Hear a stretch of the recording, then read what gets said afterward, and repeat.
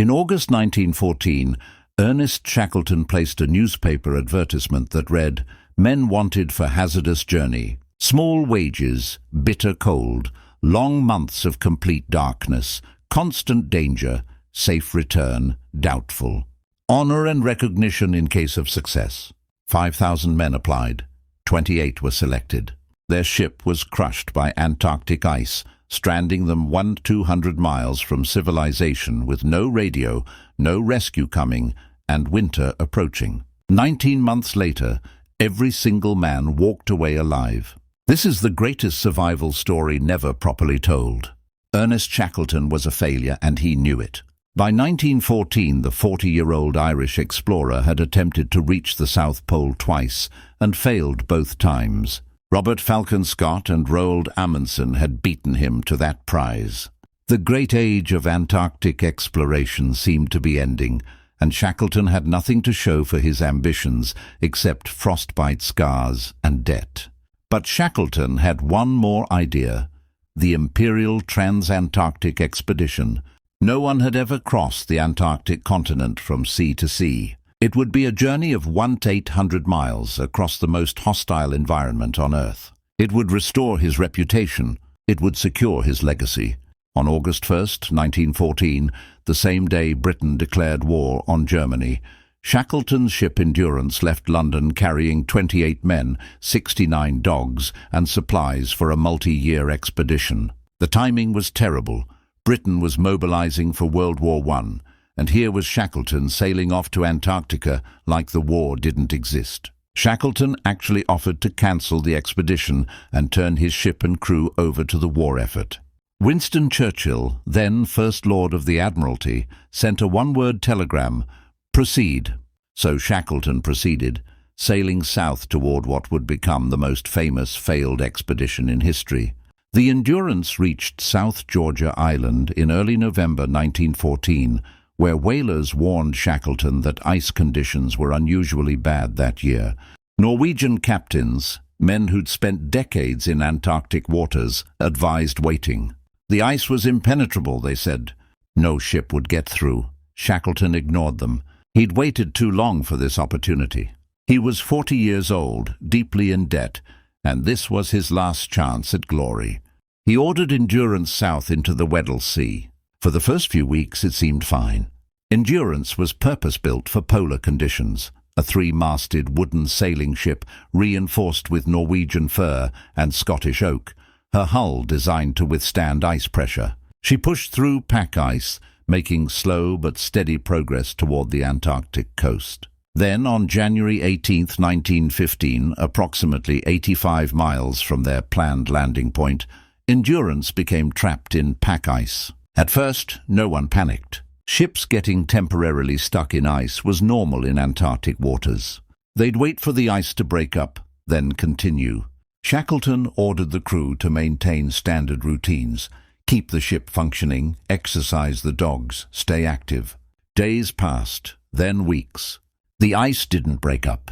Instead, more ice formed around Endurance, locking her in place.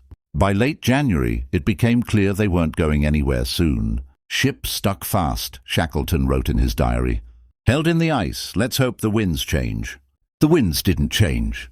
The ship drifted north with the pack ice, miles away from land, trapped in an enormous ice floe. February passed, then March. The brief Antarctic summer ended, and winter approached. Shackleton made a decision that reveals his leadership. He told the crew the trans-Antarctic crossing was cancelled. Their new mission was simpler: survive until spring, then sail Endurance out of the ice when it broke up. No heroic exploration, no records, just survival and escape. The crew adapted to their new reality. They couldn't leave the ship. The surrounding ice stretched for hundreds of miles in all directions, and temperatures were dropping toward -50 degrees Fahrenheit. Endurance became their entire world, a wooden island drifting in an ocean of ice. Life aboard a trapped ship in Antarctic winter is difficult to imagine. Complete darkness for months. Temperatures so cold that exhaled breath freezes instantly. No fresh food, limited space. 28 men living in close quarters with nothing to do except wait. Shackleton proved to be a master at maintaining morale. He organized entertainment, lectures, games, theatrical performances put on by the crew. He encouraged the men to exercise daily, taking walks on the ice around the ship. He rationed the food carefully, but ensured everyone ate adequately. Most importantly, he maintained optimistic confidence that everything would work out. "Boss always smiling," one crewman wrote in his diary. "Even when things look grim, the boss is confident. Makes you feel like maybe we'll actually survive this." The boss was what everyone called Shackleton. Not sir, not captain, boss. It reflected a relationship based on earned respect rather than formal hierarchy. Through the long Antarctic winter of 1915, Endurance drifted north with the ice pack. The men inside couldn't do anything except wait and hope. Then, in August 1915, they started hearing sounds that terrified everyone. Creaking, groaning, cracking. The ice was moving. Massive floes were grinding against each other with incomprehensible force, crushing anything caught between them. And Endurance was caught between them. The ship's timbers began to buckle under ice pressure. Water started seeping into the hold. Shackleton ordered the pumps manned continuously, but it was only delaying the inevitable. The ice was squeezing Endurance like a vice, and wooden ships don't survive that kind of pressure. On October 24, 1915, Shackleton gave the order to abandon ship. The crew moved everything they could salvage onto the ice: lifeboats, supplies, equipment. Endurance sat listing heavily, her hull crushed, water flooding her lower decks. 3 days later, Endurance sank. The ship that was supposed to carry them across Antarctica disappeared beneath the ice, leaving 28 men stranded on an ice floe in the middle of the Weddell Sea, with 3 small boats, limited supplies, and no way to call for help. They were approximately 346 miles from the nearest land, Paulet Island, where an emergency supply cache had been left by a previous expedition. But between them and land was 346 miles of unstable pack ice and open ocean. Shackleton gathered the crew and announced their situation with characteristic bluntness. "Ship and stores have gone, so now we'll go home." His confidence was partially genuine and partially performance. Shackleton knew their situation was desperate, probably hopeless. But if he showed fear or despair, the crew would lose hope. So he projected confidence he didn't entirely feel. The plan was to march across the ice toward Paulet Island, dragging their boats on sledges. They'd travel when weather permitted, camp when it didn't, and hopefully reach open water where they could launch the boats and row to safety. It was an insane plan, but it was the only plan they had. The march began on October 30th, 1915. 28 men hauling 2 boats. They'd left the third behind as too heavy, across broken pack ice in Antarctic conditions.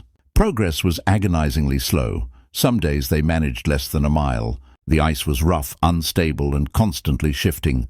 Men broke through into freezing water. Equipment was damaged. Energy was expended for minimal progress. After 5 days, they'd covered 7 miles. At that rate, reaching Paulet Island would take months, and they'd run out of supplies long before then. Shackleton made another difficult decision: stop marching. They'd camp on a large, stable ice floe and drift with the pack ice, conserving energy and supplies, hoping the drift would carry them toward land or open water. This wasn't giving up. This was Shackleton recognizing that their original plan wasn't working and adapting. It took extraordinary discipline to stop moving. Every instinct screams that you should do something, anything to save yourself. But sometimes the smartest action is strategic inaction. The crew established what they called ocean camp on a solid ice floe. They erected tents, organized supplies, and settled in to drift with the ice. Days became weeks, weeks became months. Christmas 1915 passed, then New Year 1916. They were still alive, still drifting, still hoping. Shackleton's leadership during this period was masterful. He kept men busy with camp maintenance, regular meals, organized activities. He resolved disputes before they escalated. He monitored each man's mental state and intervened when someone showed signs of despair. Most importantly, he maintained social structure. Meals were formal affairs with proper table manners. The scientists continued their observations and record-keeping. Everyone had assigned responsibilities. This psychological structure kept the crew from descending into savagery or despair. By March 1916, they drifted close to Paulet Island, but not close enough. The ice was breaking up around them, creating open water channels. Their flow was getting smaller, less stable, more dangerous. On April 9, 1916, Shackleton ordered everyone into the 3 lifeboats. The ice floe that had been their home for 5 months was disintegrating. They had to take their chances on the open ocean. They'd been on the ice for 497 days since Endurance sank. Now they faced possibly an even worse challenge, rowing 3 small boats through Antarctic waters toward land they couldn't see. The voyage in the lifeboats was brutal. Temperatures well below freezing, waves towering over the small boats, men soaked through and developing hypothermia, drinking water limited, food running low. They rowed continuously, taking turns, exhausted beyond description. After 7 days at sea on April 15, 1916, they landed on Elephant Island, an uninhabited rock in the South Atlantic. It wasn't much, just a small, desolate island covered in glaciers and snow. But it was land, solid, non-moving land. Some of the men kissed the rocky beach. They'd survived. All 28 of them were still alive. But they were still 850 miles from the nearest human settlement at South Georgia Island. And no one knew they were alive or where they were. No rescue would come. Shackleton immediately began planning the next phase. A skeleton crew would sail one of the lifeboats to South Georgia and bring back rescue. It was 850 miles of the most dangerous ocean on Earth, in a 20-foot lifeboat, with no real navigation equipment, in Antarctic winter. It was practically suicide. 5 men volunteered to go with Shackleton. They selected the largest lifeboat, the James Caird, and prepared it for open ocean sailing. Carpenter Harry McNish reinforced the boat, adding a canvas cover over the top to protect against waves. They loaded supplies for the journey. On April 24, 1916, Shackleton and 5 men sailed away from Elephant Island, leaving 22 men behind under the command of Frank Wild, with instructions to wait for rescue. As the James Caird disappeared over the horizon, both groups wondered if they'd ever see each other again. The voyage of the James Caird is considered one of the greatest small boat journeys ever made. For 17 days, Shackleton and his 5 companions sailed across the Scotia Sea through storms that should have killed them. Waves as tall as buildings, temperatures so cold that sea spray froze instantly. The boat constantly taking on water that had to be bailed out continuously. Men taking turns, navigating, steering, bailing, trying desperately to stay alive.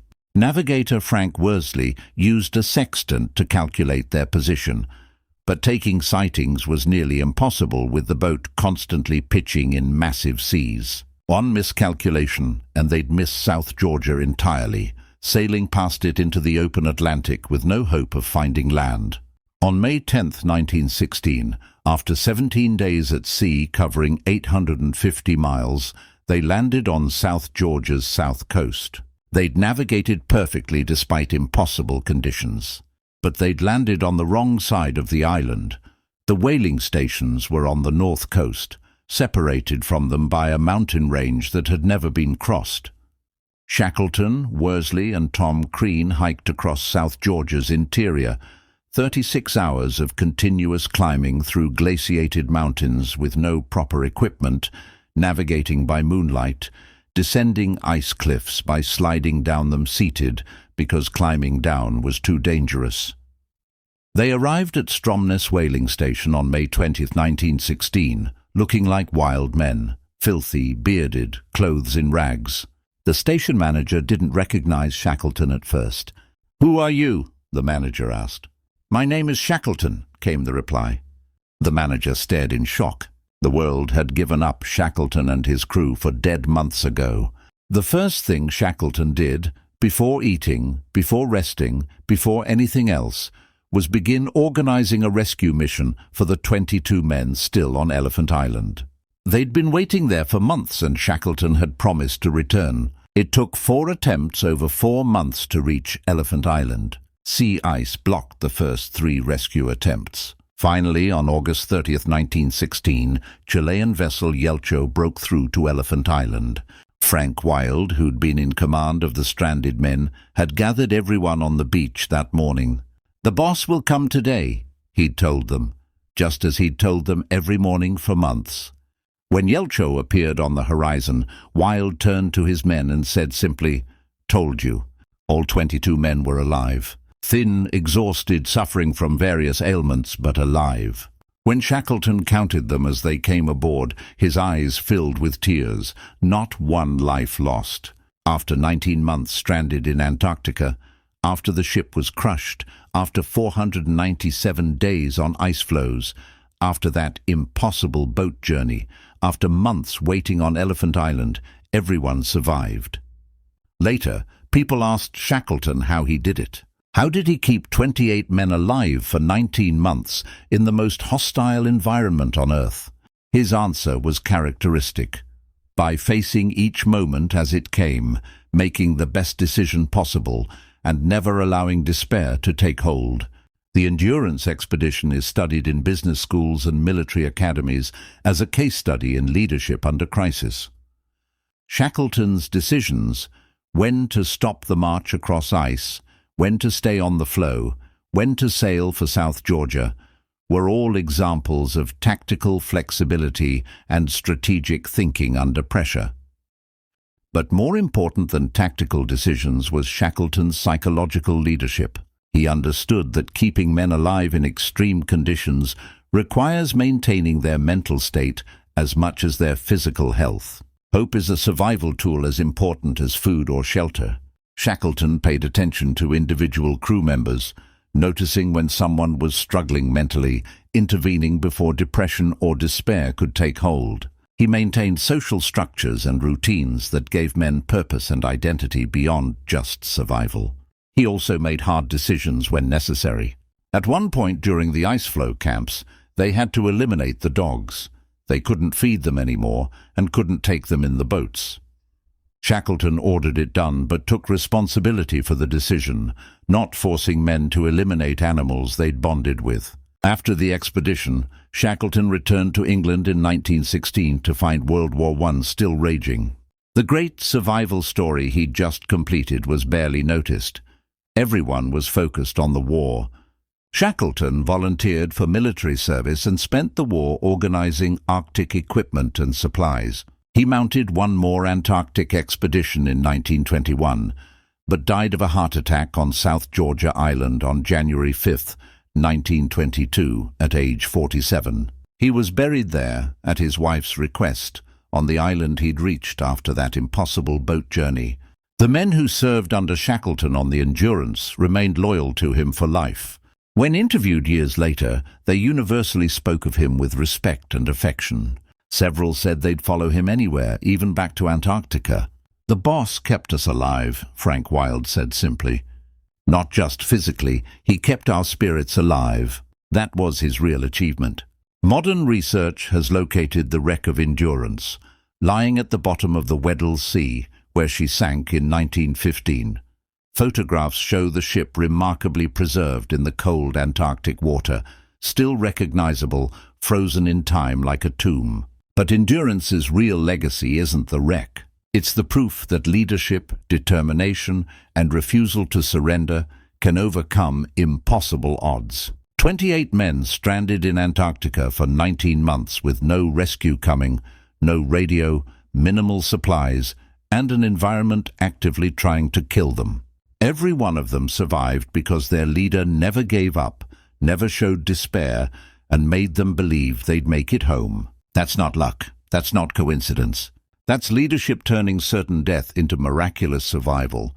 Ernest Shackleton failed to cross Antarctica. He failed to reach the South Pole. By the measures he'd set for himself, he was a failure. But he succeeded at something more important, keeping every single man under his command alive through conditions that should have killed them all. When people remember Shackleton, they don't remember the goals he didn't achieve. They remember that when everything went catastrophically wrong, When the expedition became a survival situation, not one man died under his command. That's the real story of endurance. Not a story about exploration or achievement, but a story about leadership, survival, and the refusal to let impossible circumstances become fatal. The greatest survival story ever told isn't about one person surviving alone. It's about a leader bringing all his people home alive from a situation with no right to survival. Shackleton did that, and it's more impressive than any pole he might have reached.